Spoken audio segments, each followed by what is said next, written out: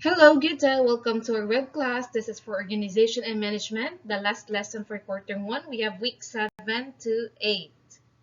At the end of this lesson, you are expected to analyze the nature of organization and types of organization structures and apply organization theories for effective business management. So, organizing. So it is a process of identifying and grouping the work to be performed, defining and delegating responsibility and authority, and establishing relationships for the purpose of enabling people to work most effectively together in accomplishing objectives.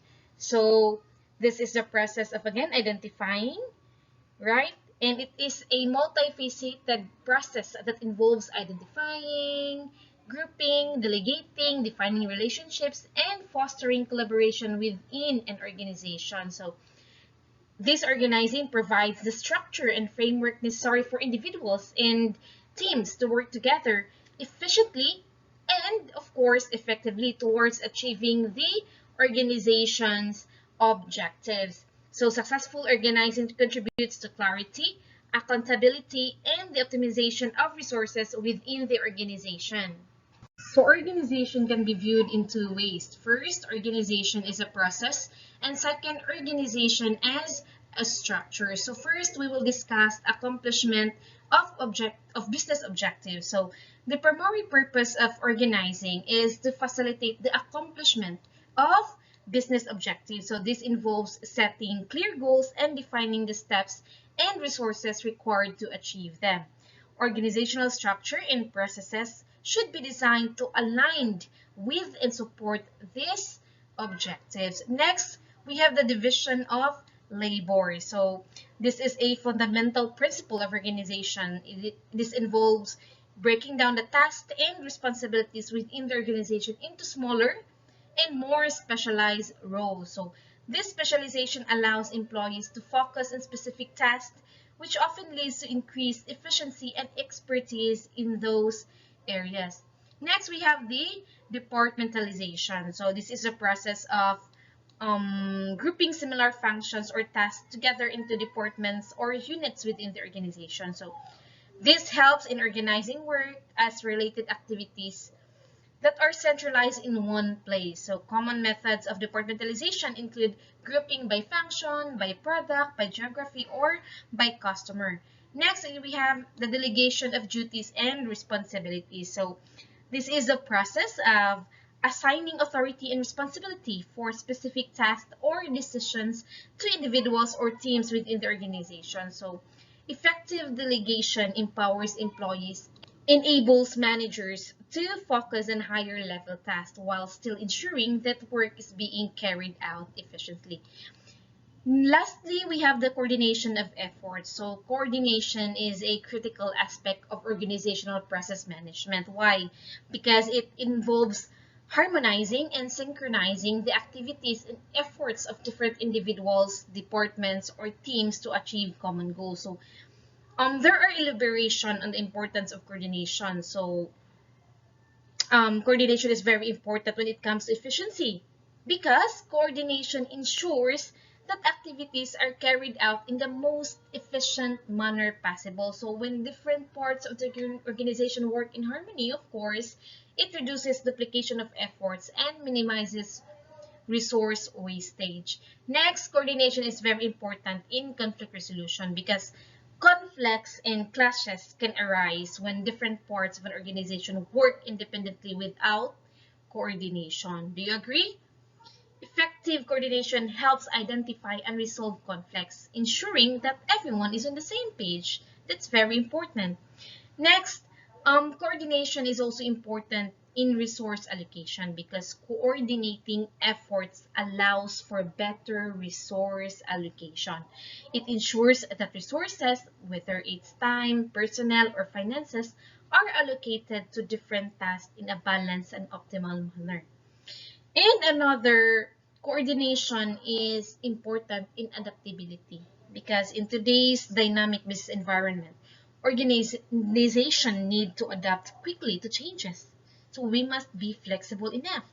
Coordination facilitates this adaptability by enabling the organization to respond cohesively to new challenges and opportunities. And of course, coordination is also important in communication. Effective coordination requires clear and open communication channels.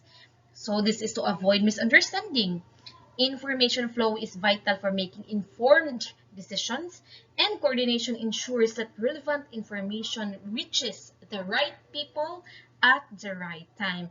And lastly, coordination is very important in achieving synergy. Synergy occurs when the combined efforts of different parts of the organization produce a result that is greater than the sum of individual efforts. Effective coordination can help achieve the synergy by aligning activities to complement each other. So, in conclusion, organization as a process involves several interconnected elements. We have here accomplishment of these objectives, division of labor, departmentalization, delegation of duties, and most importantly, the coordination of efforts. So coordination is the glue that holds the various components of an organization together, ensuring that they work in harmony to achieve common goals efficiently and effectively. Again, the second way is organization is a structure. So first, we have here the line organization structure, functional authority organizational structure, divisional organizational structure, and matrix organizational structure. So line organizational structure. So this is only direct vertical relationships between different levels in the firm. So this is also known as line structure. So here, you can also name this as line structure or line and staff structure. So this is one of the simplest and oldest forms of organizational structure. So this is primarily characterized by a clear and direct chain of command running from the top down to the bottom. So in a line organization, the authority and responsibility flow in a straight line from the top executive down to the lowest level of employees. So for example, here the CEO is a top personnel, then the salesperson is the lowest level employee. So the CEO is a top executive. So line organizational structure has many features and characteristics. One is a clear hierarchy. So the most distinguishing feature of a line organization is its hierarchical nature. So there is a well-defined hierarchy of authority, with each level of management having control and decision-making authority over the level below it. So typically, it follows a top-down approach. Okay, remember that one, top-down approach. And there is a chain of command. So again, first is clear hierarchy, next chain of command. So in a line structure, there is a clear and unbroken chain of command, with each employee having a direct superior. So for example, here the salesperson, their direct superior is the sales officer, then the sales officer, the direct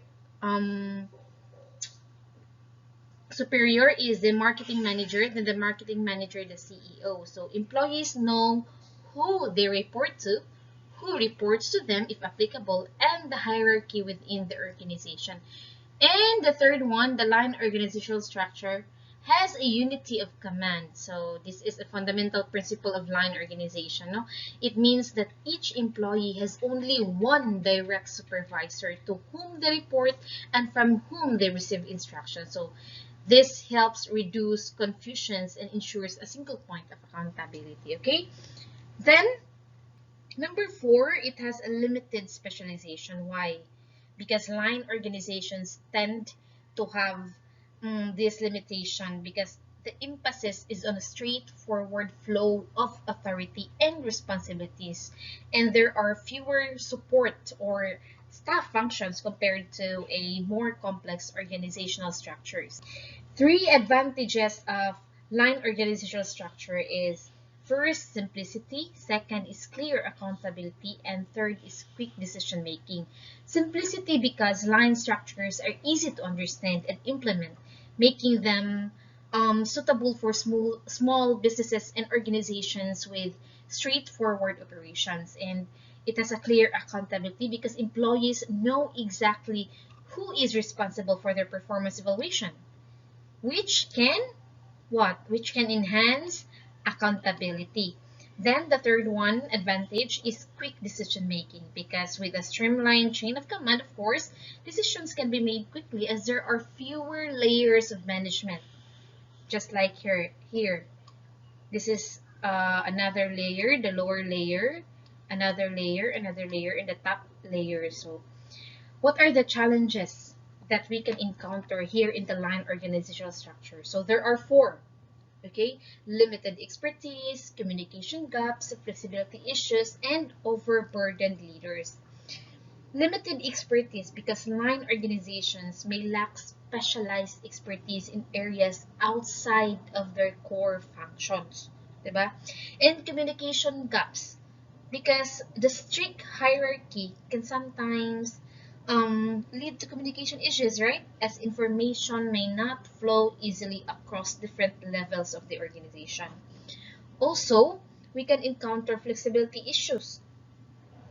um, this line structure can struggle to adapt to changes or handle complex projects that require cross-functional collaboration. So that's why it has a direct vertical relationship between levels, only levels in the firm.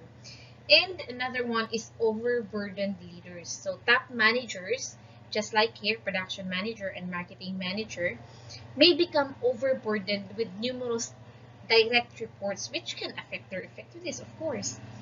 So the example here, we have assistant manager A and assistant manager B. So examples, line structures are often found in small businesses, traditional military organizations, and manufacturing companies where the focus is on production and efficiency. So in summary, line organization structure is again a straightforward and hierarchical arrangement of authority and responsibility. So while it offers simplicity and clear lines of accountability, it may not be well suited for organizations that require a high degree of specialization. So and also flexibility or cross-functional collaboration.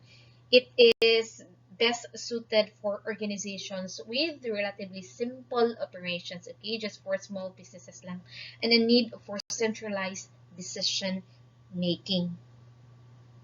So the next structure is functional authority structure. So this is often referred to as functional structure. This is common in traditional organizational design used by many businesses and large organizations. So if the previous slide talks about line structure and is usually used by small businesses, this one is used by large organizations. So the organization is divided into distinct departments or functional areas based on the specific functions or activities that need to be performed.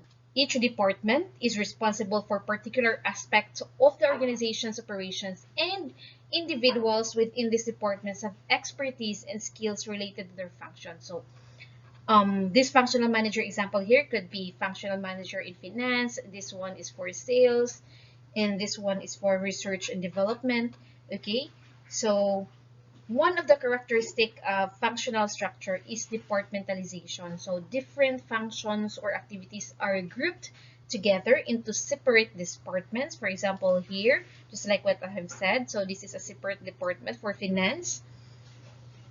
And so this one is for example, this is for sales and this is for research and development.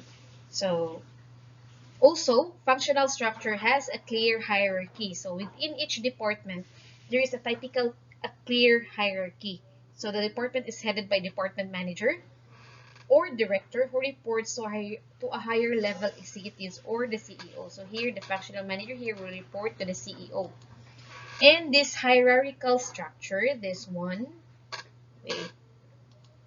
So this hierarchical structure helps establish lines of authority, and accountability with each function. So the functional specialization for this functional structure is emphasized. So employees with each department have specialized knowledge and skills related to their specific functions. So for example, this one, the finance department. Oh no, this is the sales department. This is the finance department. So this would consist of financial experts, while the marketing department would consist of marketing professionals. So there are three advantages of functional structure. We have efficiency, clear career path, and expertise development. So efficiency, the functional structures can be highly efficient because they allow employees to focus on their areas of expertise. So here, if the staff here is for finance, so they have to focus in the finance department. Here, the sales staff must focus on the sales department. So this specialization often leads to increased productivity and high quality output within each function. So another advantage is clear career paths. So for functional structure, employees can see clear career path within their functional areas, which can improve motivation and retention, of course. Another advantage is expertise development. For sure, functional structures encourage the development of deep expertise and knowledge within each department. So as employees can concentrate on mastering their specific roles. So the line managers cannot be experts in all functions they are required to perform. So don't misunderstand this one. This means that if you are the manager of the finance, you are expected that you are not expert in the other department. Okay? So what are the challenges that functional structure may face? Okay, first is communication barriers. So functional structures may create communication barriers between departments, as employees within a function may primarily communicate with their colleagues rather than with other departments. So this can hinder cross-functional collaboration. The next advantage or the next challenge is limited adaptability. Why? Because functional structures can struggle to adapt to changes in the external environment or to respond quickly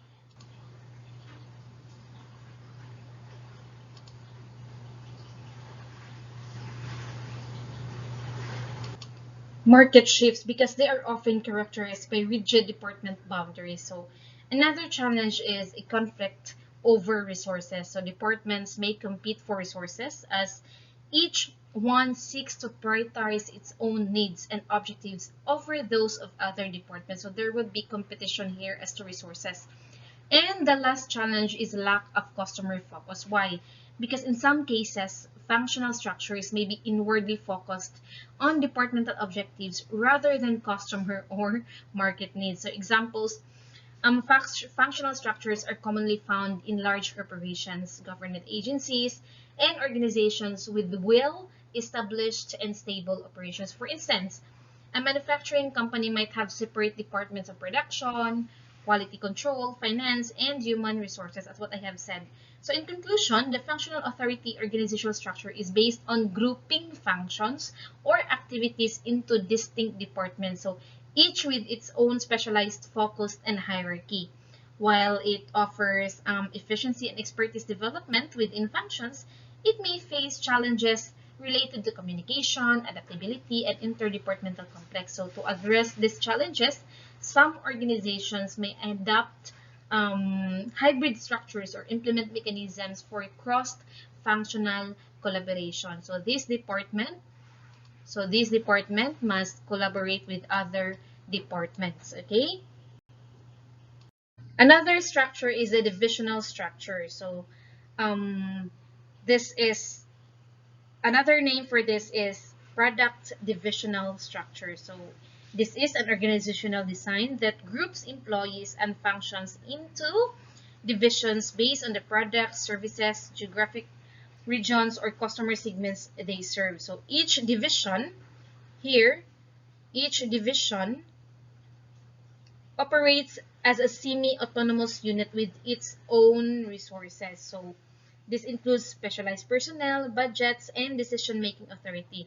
This structure is commonly used by larger organizations to better address the diverse needs of various markets or product lines. So, okay, let's discuss deeper this divisional organizational structure. So, the divisional units, so this is divided into distinct divisions, each with its own dedicated resources and leadership. For example, here for division product X, so you have here the R&D, the manufacturing, the finance, this one, the finance, this one, the division product Y.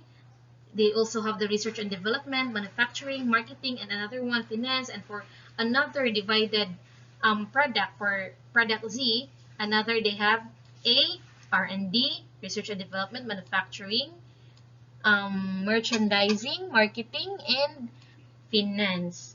So these divisions can be organized in various ways, including by product line, just like, for example, product X, product Y, product Z, by geography, customer type, or business unit. So each divisions operate as a relatively self-contained entity. They are responsible for its own strategy, operations, and results. Okay? And another thing to take note is that the divisional structure typically have a significant degree of autonomy. Okay, this means that each division has its own decision-making authority and can make decisions related to its specific area without constant oversight from higher levels of management.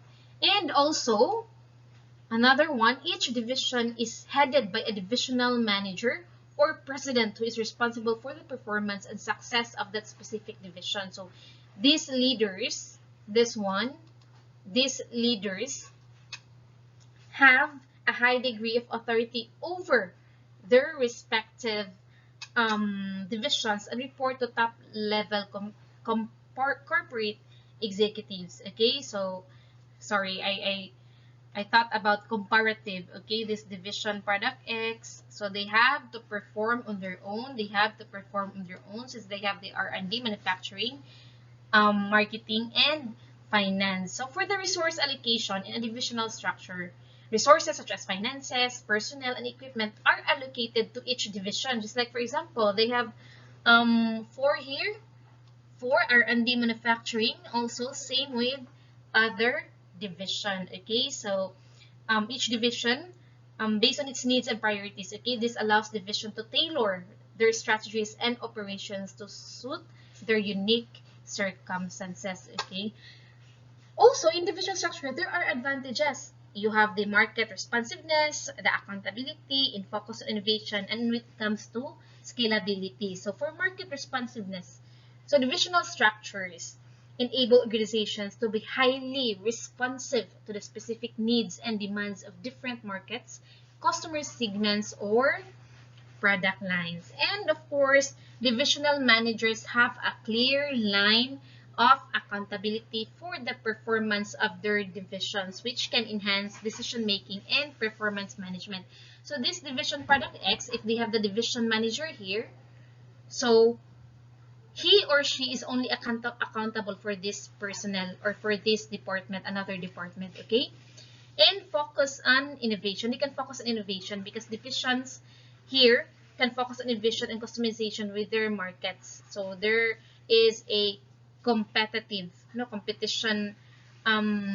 competitive characteristics in here. Competition may arise, okay? So this leads to products and services that are better aligned with customer preferences. And for the scalability, the structure can be scaled up or down by adding or removing divisions as the organization grows or shifts its strategic priorities. So since this division is same with this division, the only different is managed by different division managers. So time may come that if the company grows or shifts its strategic priorities, this division might be removed, or this one. Okay, so challenges that we can encounter in divisional structure is the duplication of resources. So the duplication of resources and efforts, because the resources used in this division is also used in this division. Okay, so each division may have its own set of functions such as HR. Here we have an R&D, manufacturing, marketing, and finance. The coordination issues. So one of the challenges is the coordination issues, because coordinating activities and resources between divisions can be challenging, especially when divisions have different goals or priorities. So Again, the secret of achieving the organization goal is that every division must have the same goal, okay? They have to be on the same page. And about the cost, one of the challenges about the cost is that the maintaining separate divisions can be more costly compared to a more centralized structure. Right? Do you agree? And also the risk of competition, just what I have said, there might be a competition with each division. So divisions may compete with each other for resources and attention, potentially undermining the organization's overall goal. So in summary, a divisional organization structure groups an organization into semi-autonomous divisions based on specific criteria. So this structure allows organizations to better address the diverse needs of various markets or product lines. But it can also introduce challenges related to resource duplication and coordination. So effective communication na and coordination mechanisms are essential to make a divisional structure work efficiently. The last one is a matrix organization structure, what we call matrix structure. So this is a complex and flexible approach to organizing a business or organization. So this combines elements of both functional structure and divisional structure. So why? Because this creates a dual reporting system where employees report to both functional, this one, functional manager, and a project or product manager, this one. So again, matrix structure has dual reporting. First, functional reporting, this one. So this team reports to the production manager. This one reports to finance manager. So this is a functional reporting where employees report to a functional manager who oversees their professional development and expertise in their specialized areas such as production, finance, marketing, sales, development, and research. Another one is a project reporting or product reporting. So this team also reports to the project manager or product manager. So this is responsible for the successful execution of a specific project or product initiative. Like a functional structure, this matrix structure, this one, acknowledges the importance of functional specialization. So employees are experts in their respective functions and receive guidance and development in those areas from their functional managers. So in addition to their functional rules, employees are part of a project or product teams. So this one, okay? So these teams are created for specific projects or products and are led by project or product managers. So team members collaborate to achieve the goals of their respective projects. So in this matrix structure, both the functional and project managers have authority over employees. So for example, this production manager has authority to this team, and this project manager for this one, for this product, has authority over this team. Okay? And of course, this production manager, the finance, the marketing, has also authority over their teams. Okay? However, the balance of authority can vary depending on the specific type of matrix structure. So we have the balanced matrix, the strong matrix, and the weak matrix. So functional and project product managers share equal opportunity, authority, and responsibility to balance matrix. And when it comes to strong matrix, the project or product managers have more authority and control over resources than this one, functional managers. And the weak matrix, functional managers retain more authority and control, while project or product managers play a coordinating role. So again for balance matrix, this functional manager and the project managers share equal opportunity and responsibility. Strong matrix, the project manager have more authority than product manager. Then for the weak matrix, the functional manager has more authority than the project manager. So the advantages for this matrix structure, we have the efficient resource utilization, enhanced flexibility, expertise integration, and improved communication. So for matrix structures, this allows organization to efficiently allocate specialized resources to projects or products, ensuring that employee skills are put to optimal use. So you have to utilize the manpower. And of course, the enhanced flexibility, the structure is adaptable and can respond quickly to changes in project priorities or market conditions. Also, this structure, matrix structure, encourage the integration of functional expertise into project teams, so leading to innovative solutions and better decision making. And the last advantage is we have improved communication. So regular interaction between functional and project managers can enhance communication and coordination.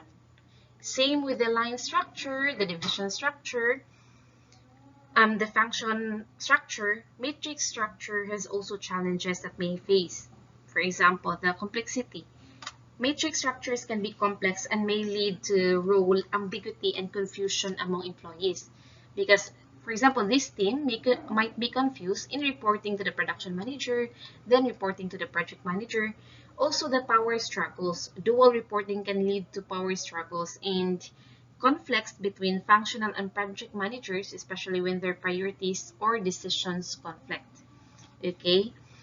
Also, the employees in the matrix structure often need to juggle multiple responsibilities, which can be demanding and require excellent time management skills. And of course, another challenge is ensuring clear and effective communication can be challenging when employees report to multiple superiors. So there are three organization theories and application. First, we have the classical structure theory, the contingency organization, and the behavioral organization theory. So this classical structure theory is also called classical management theory. So this represents a set of management principles and ideas developed during the late 19th and early 20th century. So this laid the foundation for modern management practices and remains influential in the field of organizational management. Also, classical structure theory is associated with several key management theorists. We have Henry Fayol.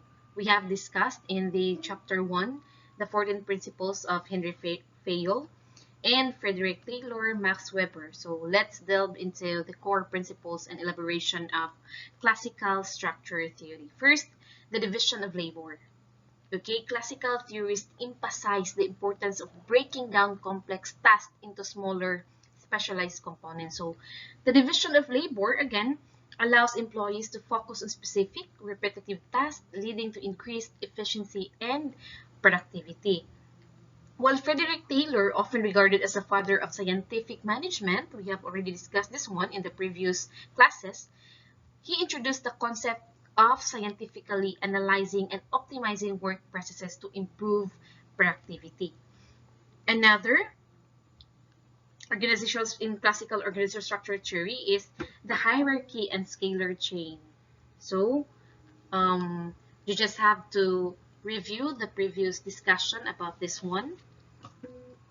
This has been discussed in detail, but I just have a review on this. The hierarchy and scalar chain. So classical theory advocates for a clear hierarchy within an organization. So it is a well-defined chain of command.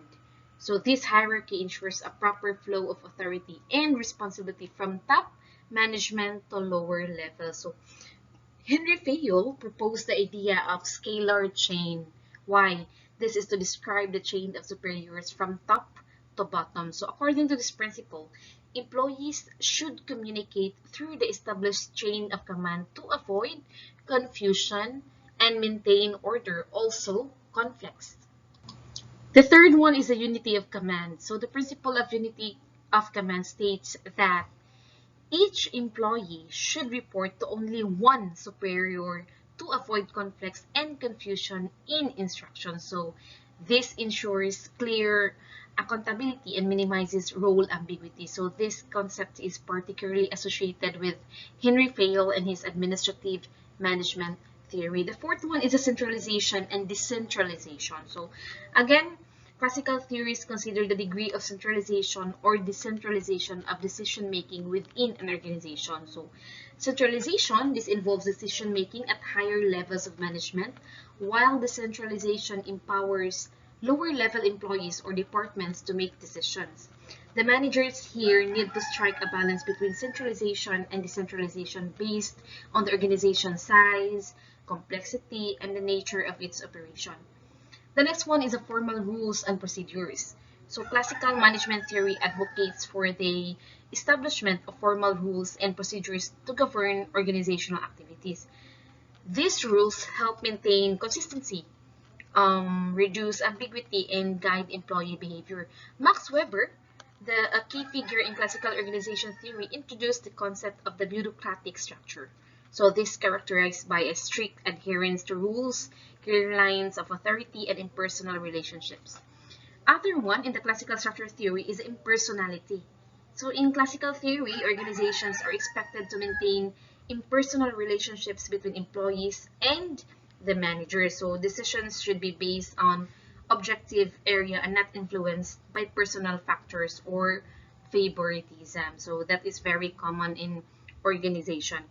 Max Weber's bureaucratic model emphasizes this aspect of organizational behavior.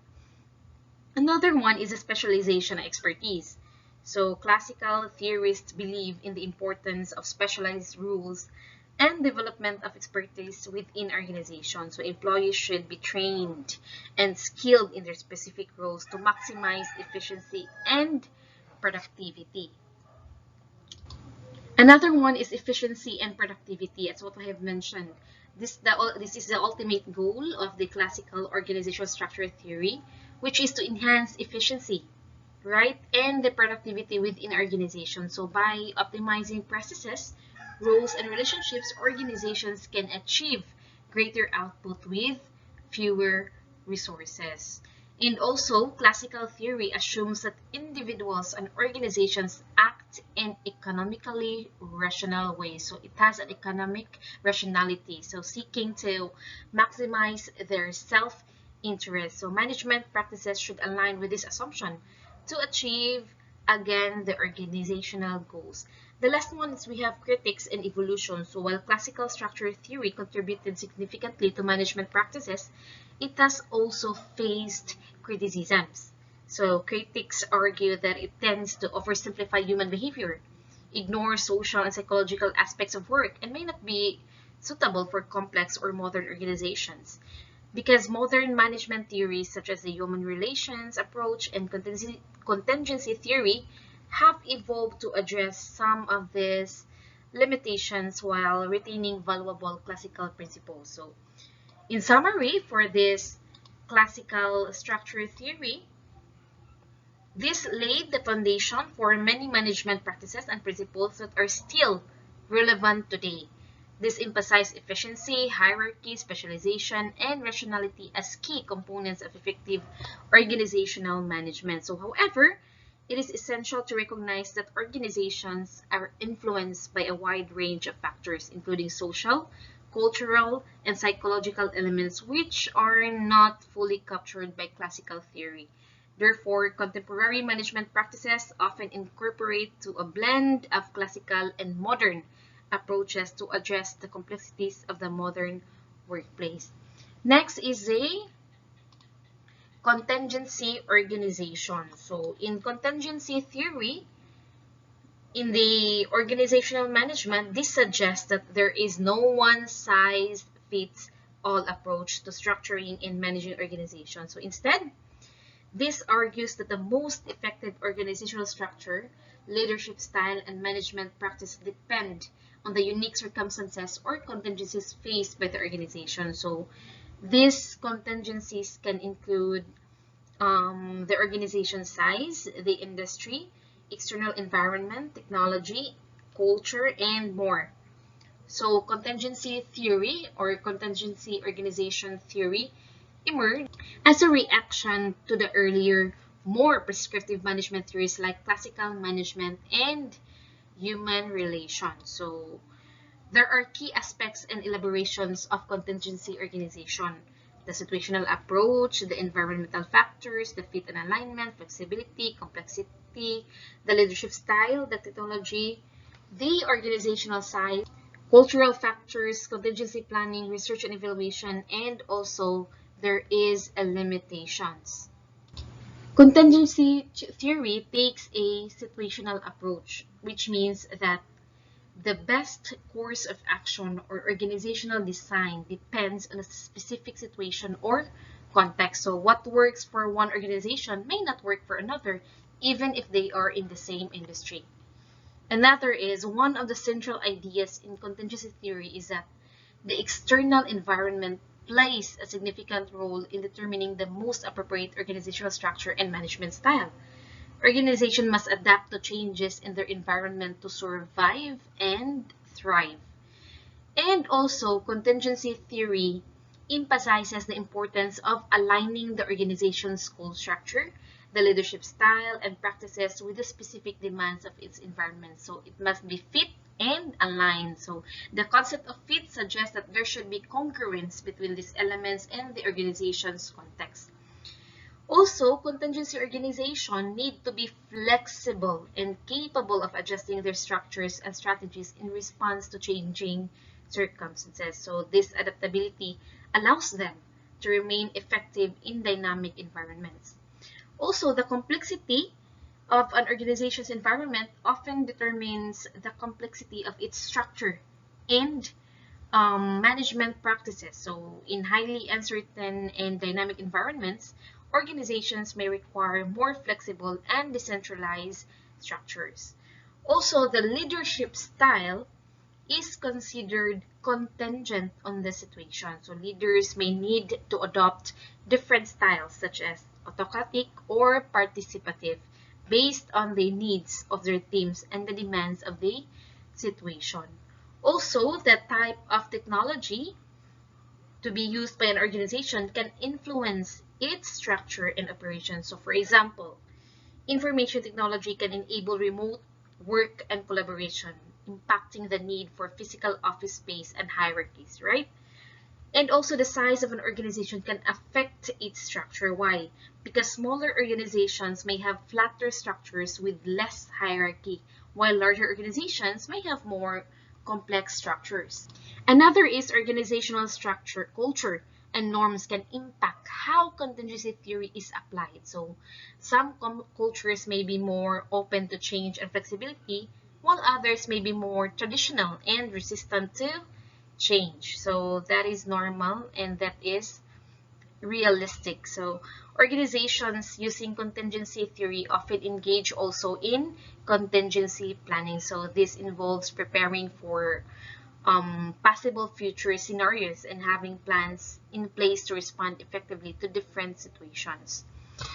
And another one is contingency organization often rely on research and evaluation to assess the effectiveness of their chosen strategies and structures in response to specific contingencies. So regular assessment helps them make necessary adjustments. Okay? Again, regular assessment helps them make necessary adjustments. And the last one is contingency theory can be criticized for its complexity and the challenge of predicting all possible contingencies. Additionally, the theory may not provide clear guidance on how to deal with multiple contingencies that interact with each other. So in summary, contingency organization embrace the idea that there is no universally superior way to structure and manage an organization. Instead, they recognize that effective management practices depend on the unique conditions and challenges an organization faces. So therefore, contingency theory encourages organizations to be adaptive, flexible, and responsive to their specific contingencies to achieve the best possible outcomes. And the last one, we have the behavioral organization theory, or also known as a human relations or behavioral science approach. So this represents a school of thought in organizational management that emerged as a reaction to the earlier classical management theory. So this theory, this one, behavioral organization theory, focuses on the human aspects of organizations, emphasizing the significance of understanding and managing people's behavior, the motivations, attitudes, and social interactions within the workplace. So, behavioral organization theory acknowledges that employees are not merely cogs in a machine, but individuals with complex psychological and social needs. Here, we will elaborate on the key principles and concepts of behavioral organization theory. Behavioral organization theory places human beings at the center of organizational analysis.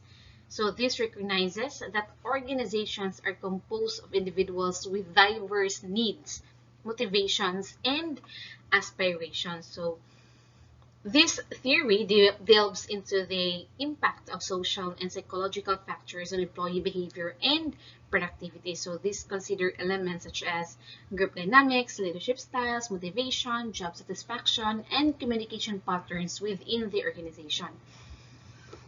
One of the foundational studies in behavioral organization theory is the Hawthorne studies. So this was conducted at the Western Electric Hawthorne Works in Chicago during the 1920s and 1930s. So these studies revealed that employee behavior and productivity were influenced by social and psychological factors such as attention from supervisors and peer group dynamics rather than just physical working conditions. Also, the behavioral theorists emphasize the existence of informal organizations within formal organizational structures. So these informal groups and networks can have a significant impact on how work is done, how information is shared, and how employees perceive their roles and responsibilities. So behavioral organization theory also explores various theories of motivation, including the Abraham Maslow's hierarchy of needs and Frederick Herzberg's two-factor theory. So this emphasizes that employee motivation is not solely driven by financial incentives, but also by the fulfillment of psychological and social needs. Okay, the job satisfaction is considered crucial in this theory, as satisfied employees are more likely to be more productive and committed to the organization if they are satisfied with their job. Okay? Another is behavioral organization theories. The theorists here emphasize the role of leadership in influencing employee behavior. So they explore different leadership styles such as autocratic, democratic, and laissez-faire and their impact on employee morale and productivity. This theory encourages participative and supportive leadership styles that involve employees in decision-making and provide emotional support. So it's very important that you should always include the employees in decision-making. It can lift them up. Okay, communication and feedback. So effective communication is regarded as essential in behavioral organization. So open and transparent communication channels facilitate the sharing of information, ideas, and feedback. So feedback mechanisms such as performance appraisals and regular discussions between managers and employees are emphasized to help employees understand their roles and improve their performance.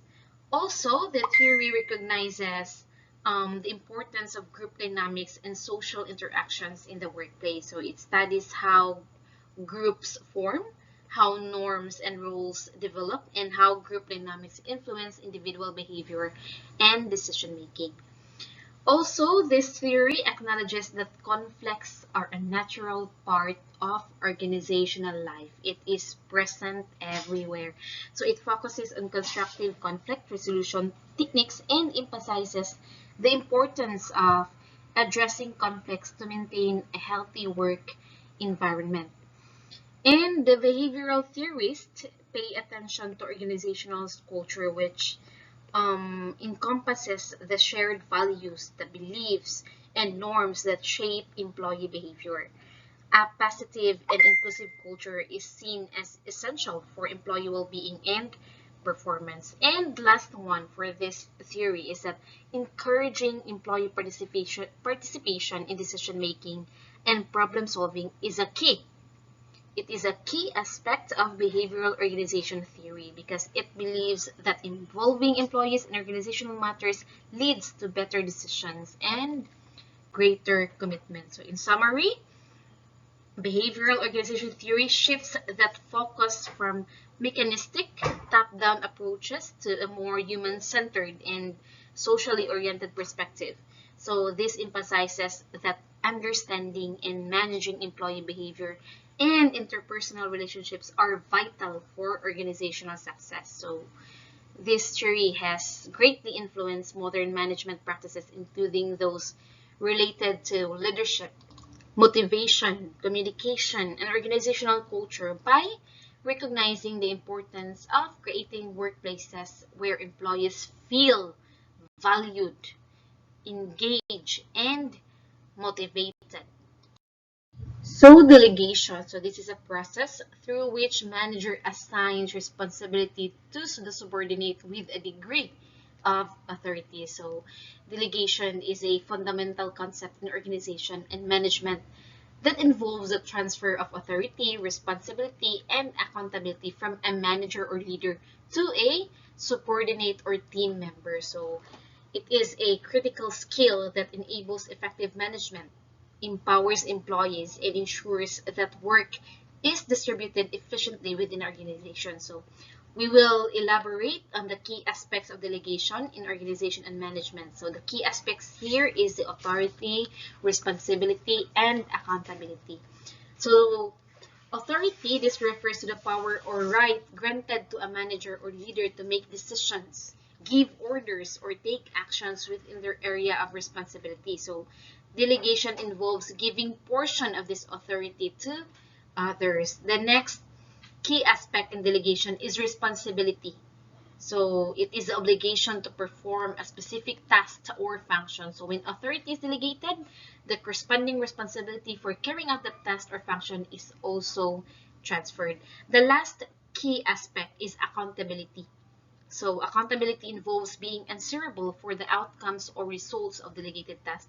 Even though authority and responsibility may be delegated, the manager or leader ultimately remains accountable for the results. So can we get benefits out from delegation? Yes, it benefits us for effective time management, employee development, enhanced efficiency, and promotes decision making. Also improved work-life balance. So delegation allows managers to focus on high priority tasks and strategic activities while ensuring and entrusting routine or lower priority tasks to others. Also, the delegation provides opportunities for skill development and career growth among employees as they take on more responsibility and decision-making authority.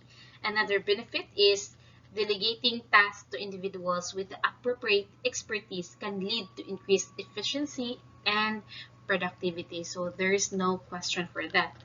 Also, delegation empowers employees to make decisions related to their delegated tasks, which can result in faster decision making and problem solving. And the last benefit that we can consider is that by delegating tasks, managers can achieve a better work-life balance and reduce stress. There are also key elements of effective delegation. First, you have to select the right person, selecting the right person, clear communication. The third one is setting clear goals and deadlines. The fourth one is providing necessary resources. Number 5, monitoring progress. Number 6, balancing control. And number 7, problem solving and decision support. So selecting the right person. So managers must assess their team members' skills, abilities, and knowledge to determine who is the most suitable person for the delegated task. Also, clear and concise communication is essential when delegating. Why? The managers should explain the task purpose, expectations, objectives, and any specific guidelines or constraints. Also, the delegation should include well-defined goals and deadlines to ensure that both the manager and the employee have a shared understanding of the task requirements.